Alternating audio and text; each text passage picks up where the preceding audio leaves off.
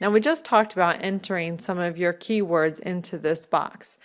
What you can also do is see what keywords that generates, and once you're done, return back to this page where you started under the search for new keywords using a phrase, website, or category. And then go ahead and enter your landing page. So try entering your home page and get ideas, and then click Get Ideas. See what other keywords it comes up with. Go ahead and enter the URL of an article you have on your website, and then click Get Ideas and see what other keywords come up. Once you're done with that, go ahead and enter in a product category and see what it comes up with.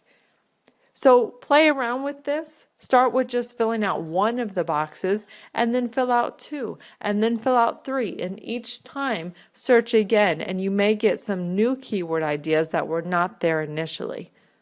Another thing that I like to do is enter my keyword, and then where it says landing page, I like to grab some of my online competitors. So I go to the first page of Google, I grab the URL, whether it's for the home page or it is an article on a particular site.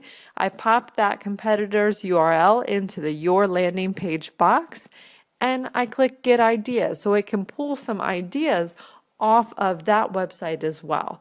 So this is a really neat way to find other keywords that you may not have thought of using your website and several of your competitors as well.